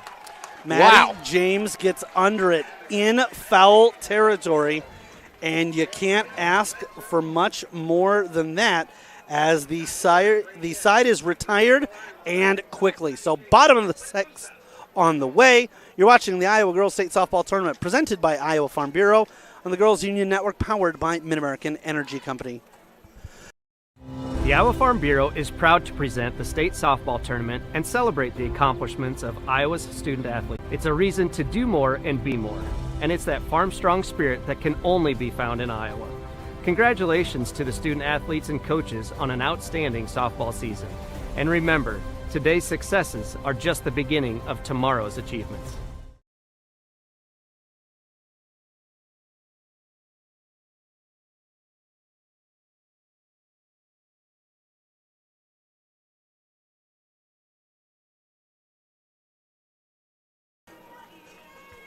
Welcome back here with you live on the Girls Union Network, powered by Mid-American Energy.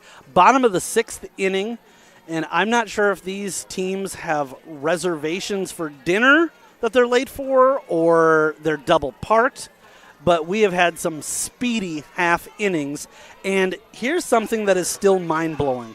ADM, the 2 seed in Class 4A, has 2 hits through 5 innings, but it's a 1-1 game, and you would think that if we're looking at a 1-1 game, it would more likely be the lower seed that didn't have a lot of hits and was just holding on by the skin of their teeth. But actually, North Scott has done a fantastic job of getting runners on the base paths. They just haven't been punching them in. A rope into center field, and Brader gets it on the one hop.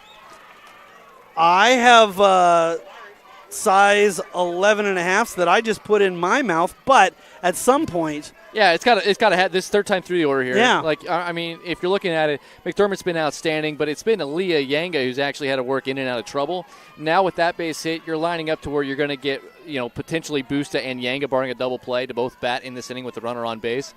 This might be your opportunity here if you're ADM to try to avoid extra innings. Oh, popped boy. up and gloved by the catcher. That was more work than they needed it to be, as Tegan Kelly and Adeline Johnson both went after it. Fortunately, that was like those two going up for a rebound, and Kelly just out-muscled it. That's the second bunt in a situation like this in a big spot that just got popped up. Credit the pitchers for throwing good pitches in those spots, as they're going to try to steal, and they do. And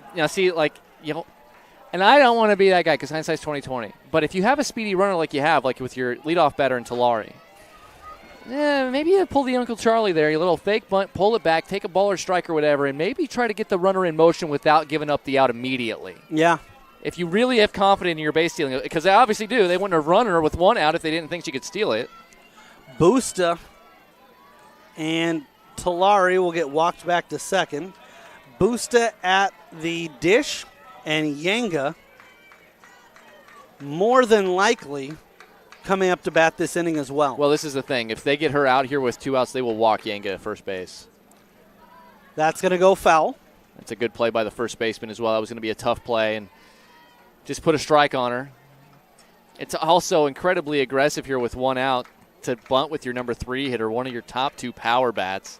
And I'm not a strategist. I'm not a coach. It's just a very interesting base or softball strategy here. Especially when you consider Yanka's got so much power that she can probably hit home that run from second or third. They will give up the out, though, on a bunt with, one of their better hitters. So with 2 outs now, they're relying on Yanga to not – a sacrifice fly doesn't do it.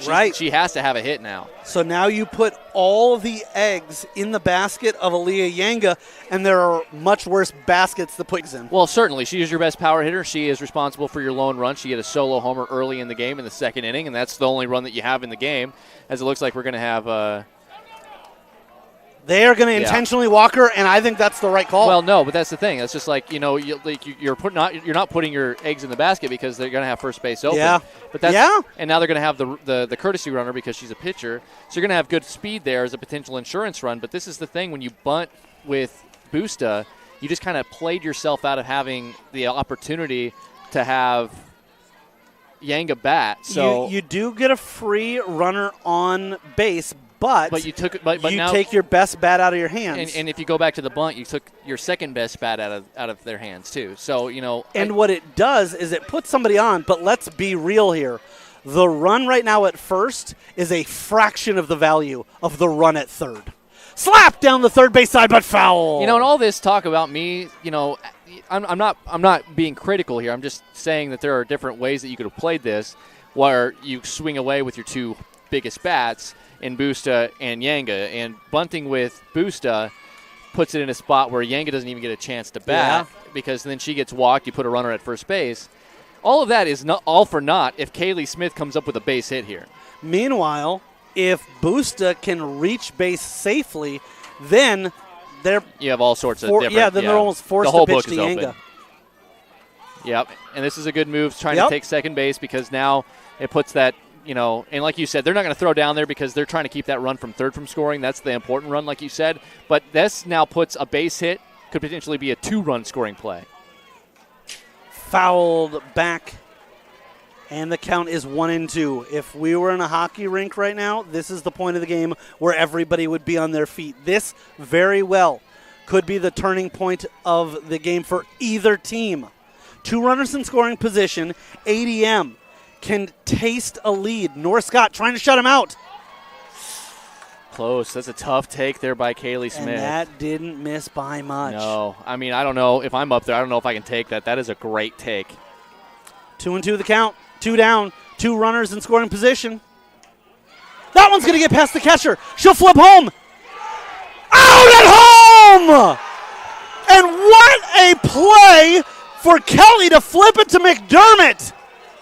And I think the call was right, and unable to believe it was Talari just because of the speed she has. And how about this?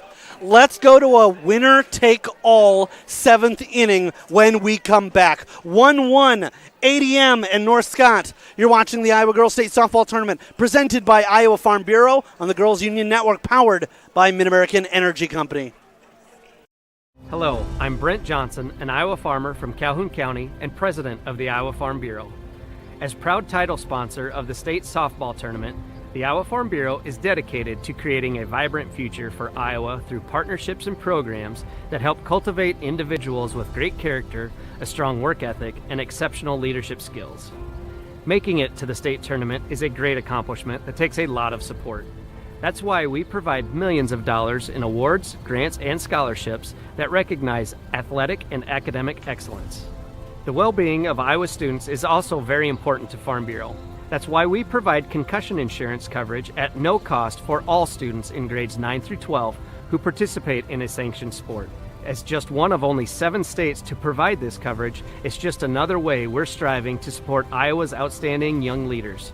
So, from the Iowa Farm Bureau, congratulations to all the players and coaches on an outstanding season. Good luck in the tournament.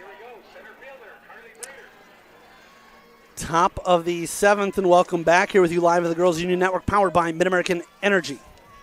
Yanga at the rubber and misses on the first offering. Can we go back to the way that ended? I don't know that we have to. There's no way that you're... I mean, the way that caromed perfectly off her glove, the catcher's glove, back to the backstop in a spot where she knew where it was. She was able to play it. Great hustle by McDermott to get to the plate. A perfect little flip to the plate for a player who's not used to having to apply a tag in the pitcher, and she makes a perfect tag. As you see it here, just a perfect little flip. I mean, the throw was perfect, and then the tag was applied. Nothing that Talari could do there. I mean, that's an unbelievable play. If I didn't know any better, I'd swear that was something that they worked on. Right. Like, hey, I'm going to miss intentionally, we're going to get the out. Yeah.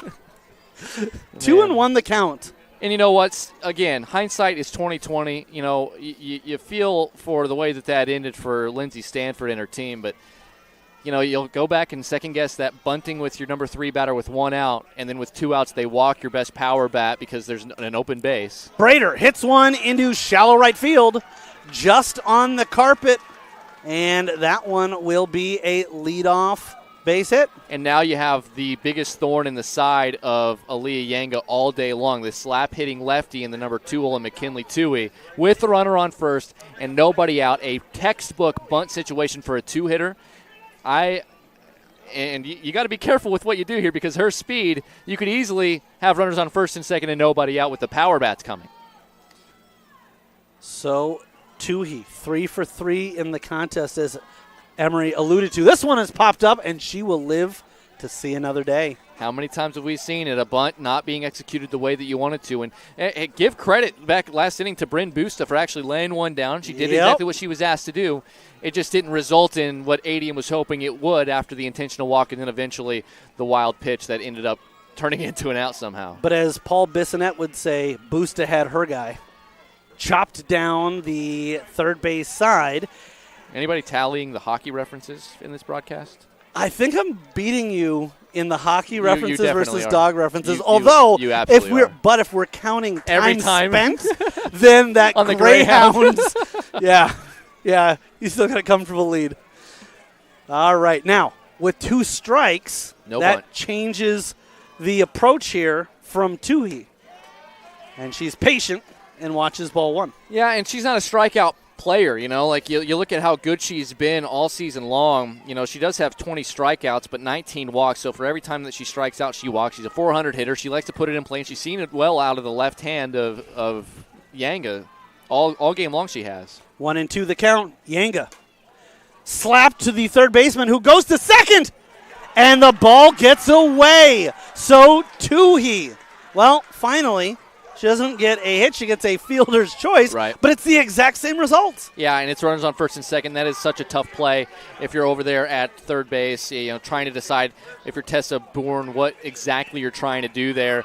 And you know first base is almost a no-go no matter what with Tui running on a ball hit to the left side. You don't even bother. It's just a matter, can you make a good enough throw to second to get the out? There's no way you're going to get her at first base. So she made the right decision. If she could do it over again, I think she would probably have had to throw a little higher because I think it was the runner sliding in that allowed that ball to get loose. With the speed of Brader going from first to second and the speed of Toohey getting out of the box to first, all she has to do is say, I'm going to hit it on a one-hop into the third baseman's glove. And I'm safe. And first base, yeah. do something about it. Yeah, I'm surprised her batting average isn't higher how good she's played in this game. Yeah. You know what I mean? So she made the right call. Like I said, the only out that she possibly had was at second.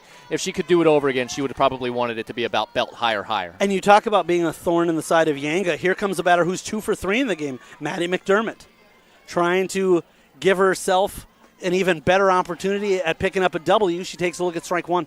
And I really like that talk by Addie Bance from behind the plate, going out there just talking to her pitcher. You know, she's experienced. She knows what's going on. She's kind of had to work in and out of trouble throughout the game, but she's gotten the job done.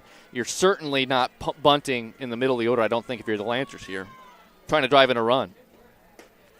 That's big, healthy cut there. Can't catch up to it. And that's a good spot because even if she is able to get the barrel on it, it's just going to go straight up on the infield. And remember, a couple of innings ago when she had the same exact situation, she got a pop-up on the bunt, she got a pop-up on the first pitch on full swing, and then was able to strike out the third batter to get out of the jam. She is good at inducing pop-ups. And misses outside, but she's got that ability that was a because good spot, she got though. ahead in the count. Yeah, exactly. That was a perfect spot. If she's going to chase there, again, you're going to get soft contact or it's going to be a foul ball or she's going to swing and miss. So Yanga with a 1-2 count, runners on first and second, still nobody out in the inning. Desperately needing a strikeout here. And gets it.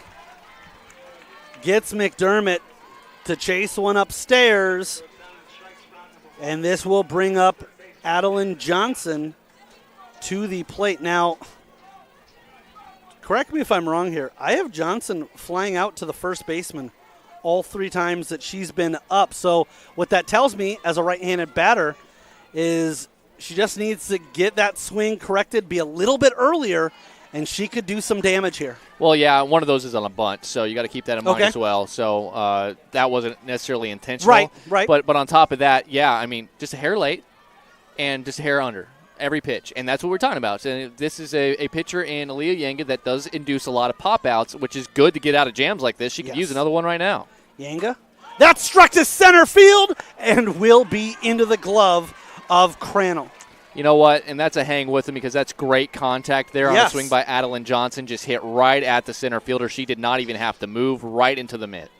When that ball was struck, everyone in North Scott would say, we'll take this whatever the result is. It just happened to be that she hit it to a player who didn't have to move. And, you know, they're doing that expected batting average in Major League Baseball for barrel percentage and exit velocity and launch angle and stuff. I'm sure that was a high one, but just hit at the wrong spot. That is, however, one hit at the right spot. They'll throw home. It's off target. And in to take the lead is North Scott. An RBI single for Sydney Scarich, and she takes second on the throw home. And this is what I talked about, right? That early at-bat approach where you're going to swing at the first pop-outs. You're getting a lot of soft contact, and right there, a picture-perfect slap hit to the right side, which scores a speedy runner from second. Absolutely brilliant in terms of execution. Yanga has to get refocused as this one is fouled back. And by the way, we earlier talked about this case with Toohey, but Scarich is making a case for herself as a Casey's player of the game. She scored the first run and knocked in the second. Well, I mean, anytime you can drive in the go-ahead run in the 7th inning of a winner-take-all game, it's tough to argue with that. Is that good? I mean, that's good if they can hold on to the lead. It sure is, but they've got an opportunity to expand on it. With 2 runners in scoring position, let's not lose focus here. The Lancers are not, at this point, saying, let's win this 2-1. They're thinking, let's make this a 4-1 game. Well, there's still 2 outs, so this is a clutch spot for Robertson here, and if she's able to put it in play with the runners on base, it could be 2 runs. Yeah, they're running on contact. There's a swing through, and the count 1-2 in favor of Yanga. And I know that ADM is not going to have their power bats due up based on the way that the last inning played out, but a couple of hits here or there, and you might be able to roll it back to the top. And you never know. The right player gets a hold of one. You never know. It might go over the wall, and all of a sudden you'll be looking at a tie game. Yanga paints the outside corner, but the damage is done as the Lancers get a run and take a 2-1 lead. We'll come back with the bottom of the 7th, and ADM is going to be forced to score in order to keep their season alive. You're watching the Iowa Girls State Softball Tournament presented by Iowa Farm Bureau on the Girls Union Network, powered by Mid-American Energy Company. Hello, I'm Brent Johnson, an Iowa farmer from Calhoun County and president of the Iowa Farm Bureau. As proud title sponsor of the state softball tournament, the Iowa Farm Bureau is dedicated to creating a vibrant future for Iowa through partnerships and programs that help cultivate individuals with great character, a strong work ethic, and exceptional leadership skills. Making it to the state tournament is a great accomplishment that takes a lot of support. That's why we provide millions of dollars in awards, grants, and scholarships that recognize athletic and academic excellence. The well-being of Iowa students is also very important to Farm Bureau. That's why we provide concussion insurance coverage at no cost for all students in grades 9 through 12 who participate in a sanctioned sport. As just one of only 7 states to provide this coverage, it's just another way we're striving to support Iowa's outstanding young leaders. So, from the Iowa Farm Bureau, congratulations to all the players and coaches on an outstanding season, and good luck in the tournament.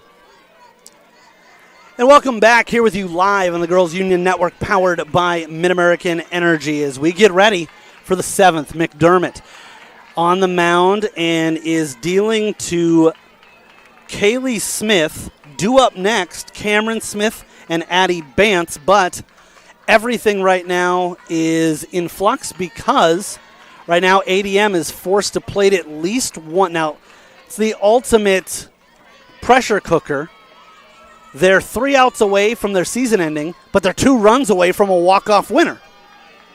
McDermott goes right down the pipe for strike 1. Yeah, I like the take there. You'd love to get it walked if you could, and sitting 2-0, knowing you've had trouble as a team lining up McDermott. I really like that take there, but now you got to barrel something, get on base to lead off this inning.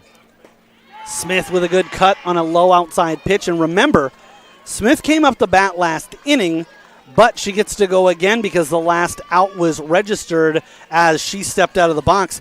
If there's one thing that works against ADM right now, it's Yanga can't be further from coming up to bat. This one is fouled out, so at where she is in the order, she can't factor in at least in this inning. Well, and that was kind of the question mark you had. You felt like it was your best chance if you're ADM to win it in the 6th based on where you were in the order. So that's why I found it interesting that Busta was asked to bunt with 1 out, and then there was 2 outs, and then your best power bat was then intentionally walked. But then your 5-hitter here didn't even get a chance to bat as Smith goes down looking. That's a tough spot for her to come back up, because she's thinking one thing, I just need to put it in play and try to drive a run in, and then all of a sudden the inning ends without her getting a chance to. And then she comes back up knowing, I just need to get on base somehow. And then, again, McDermott pounding the zone for a strikeout, a much-needed one, because now the run probability scoring with 1 out in the inning and nobody on is much lower than nobody out and 1 on. Cameron Smith takes a look at ball 1. And what's interesting, you talk about Busta and Yanga, in essence, having the bat taken out of their hands. They're the only 2 batters in the lineup that can't bat this inning because either Norris Scott is able to hold on for the victory or ADM wins without those 2 coming up. Right. They're not going to factor into this unless we find a way to get to extras. Yep. 2-0 the count. Smith takes a look at a called strike. And again, I like that. 2-0. I know that you might be sitting on something, but you want to make sure that if it's what you think is the highest probability of you reaching base, which is possible, you got to make sure she can locate a pitch. At this point, you don't care how you get on base. Big cut there and doesn't catch up with it. And there's something to be said on that 2-0 pitch of them saying, you've got a green light if you see your pitch. But if that wasn't, but it's called a strike, we got no problems because you're still in the 2-1 count at the foul. It'll carry them back into fair territory, and they will get it back to the pitcher. So she was 2-1 and was behind the fastball up around the letters. and then she comes back with the off speed, and she's way out in front of it. What do you think she's seeing again here? You tell me. I bet she's getting a heater Okay. above the belt. All right. Hit. Yeah, there right you go. up the middle. So it was the fastball, but it came in Yeah. below the belt, about thigh high, right in the swing path, and now the tying run with good speed on it first. So in other words, what you're saying there is what you were thinking might have been what they wanted. It just wasn't the execution. And I of course, cannot.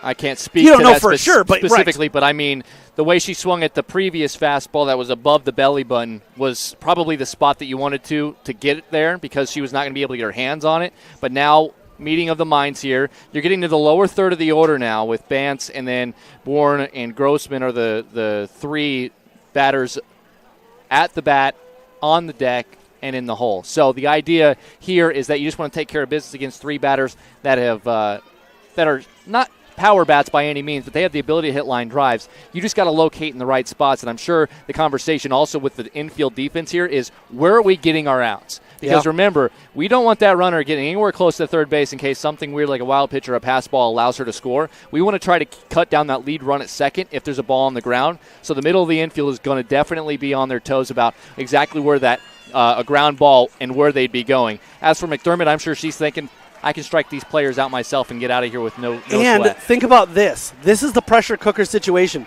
Bance hits into a double play. The game's over. But she's second in the team in home runs. She sends it up the elevator shaft, and underneath it is Robertson. She'll squeeze it into her glove. And a last out effort here by ADM with Jess Bourne at the plate. Yeah, and again, this that early sequence aggressiveness that both teams have utilized the entire game. It's hard to go against it at this point now. Saw a strike, just got a little too far underneath it. They always say the hardest thing in sports is going into the locker room of the Super Bowl and taking the game plan that got you there and throwing it away. I think you're right. At this point, stick with it. If you're aggressive, you're aggressive. I don't mind seeing one there, though, from Bourne. No. Jess Bourne, 0 for 2 in the game. And at this point, she's not trying to be the hero. She's just trying to keep her team alive. Keep the train moving here.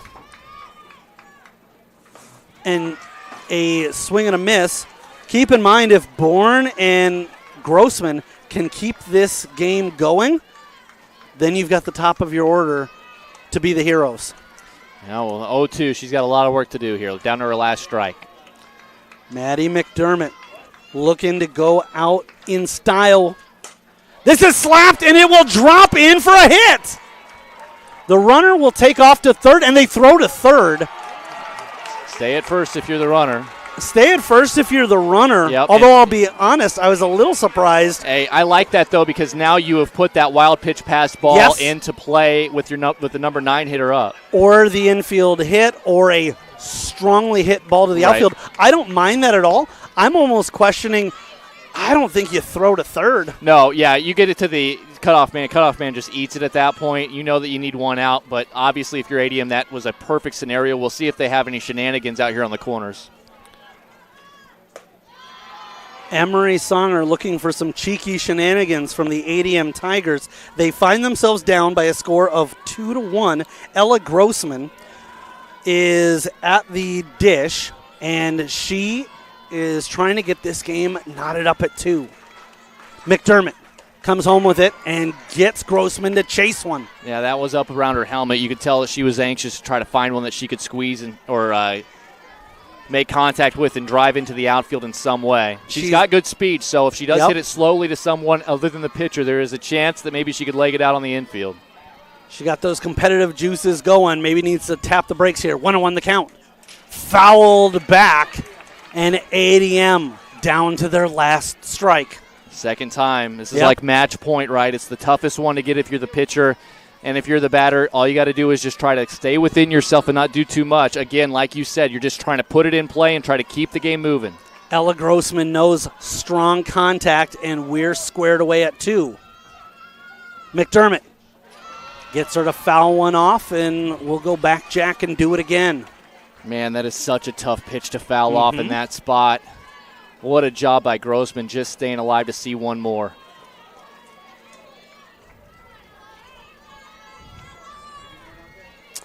5 strikeouts in the game for McDermott. Looking for a 6th. Good take. And Good base no running. contest on the throw. Now, see, that's not defensive indifference No. either, because that is a huge No. run at second base. Absolutely not. That's a good heads-up base running, and they tried to frame the pitch, so that allowed her to get to second without a 2-2 the count. 2 out, 2 runners on. Swing and a miss, strike 3. And the North Scott Lancers with a come-from-behind victory. So Emery Songer's theory of the first to score goes by the wayside. But in all honesty, this was one of those games where at about 10 different spots in the game, the story could have evolved and gone down a different path. It was a choose-your-own-adventure game, and the Lancers picked all the right moves. They went from page 14 to 73, back to 21. They found the code, the solution, and they move on to the semifinals. Well, this is what you have to look. This is a great state tournament game. This is everything you want. It had great pitching. It had big moments in both defensive and offensive parts. You had the underdog that was trying to put it all together toward the end. You had 2 star pitchers going back and forth. You had clutch hitting. You had clutch foul balls. You had weird base running plays. There's a lot to unpack here when you go through the scorebook and you rewatch the game. And I'm okay being wrong because of how entertaining this game was. Yeah. I feel for ADM, there's going to be moments in this game where they're going to think one thing here, one thing there. If it's a little bit different, we're going to be able to walk away with a win here. But as for North Scott, you want to talk about the execution of McDermott in the circle. You want to talk about the execution of the offense in the 7th inning. You want to talk about the defense being able to come up with the outs when they needed to, especially in that 6th inning when the big bats came up. They were able to get the outs that were given to them, and then after they did that, they were able to get out of the inning. How about it with you're going to be replaying that play behind home plate the rest of time, honestly, because if you're a fan of North Scott, because of the way that ball caromed off the glove, then off the backstop, the quick blind throw by the catcher to the pitcher who made a perfect tag, and that's the only reason they had a shot to win it in the 7th. Am I going too far to say that play with the flip kind of reminded me of the Derek Jeter flip at home? I mean, obviously, it's completely different situation, but just that everything had to go right. Well, and she knew where home plate was, but she didn't have time to look at where her target was, and the flip could not have been in a more perfect spot because not only was it on target at home plate, but it also led the pitcher McDermott to the tag as she was arriving at home to tag out the leadoff runner to Laura. He was hustling in from third. She has to be sent there. You have to try to score there if you're ADM. It was just everything. It could not have been a better bounce off the glove. And as you're watching it right there, it could not have been a better bounce off of the backstop, and it could not have been a better toss blindly by the catcher behind home plate. So big-time credit goes to Tegan Kelly for her play behind the plate, and a good tag as well by Maddie McDermott because you know pitchers are not used to having to make tags, especially at home plate, on a runner sliding in hard from third base. When we take a look at our Casey's player of the game, there are a couple of players that I think in the end aren't going to get it because they kind of split the vote, and that is Toohey and Scarich. Now, don't get me wrong. They don't move on if it isn't for what they did. But for me, because of that, it's almost like a third-party candidate stealing votes. I've got to go Maddie McDermott. Absolutely. Maddie McDermott gets it done from the circle. As you pointed out, she is our player of the game, and fans, Casey's General Stores is proud to sponsor the Iowa Girls High School Athletic Union and today's player of the game. Casey's is at the heart of many Iowa communities, cheering on our local teams and fans and making sure there's fresh pizza ready, win or lose. Sign up for new Casey's Rewards, the rewards program that gives back by letting you redeem points for Casey's cash, fuel discounts, or donations to local schools. Emery, I need to catch my breath because I've got another one to call, but we will see you again tomorrow. He's Emery Songer, did color today and did a fantastic job. Also want to thank Dave Mabel, our director, and Justin Wolber, our camera operator. My name is Eric Zamora, and in an instant thriller, the 7-seed North Scott advances past the 2-seed ADM with a 2-1 victory in the quarterfinals. Thanks for tuning in to this broadcast. You've been watching the Iowa Girls State Softball Tournament presented by Iowa Farm Bureau on the Girls Union Network, powered by Mid-American Energy Company.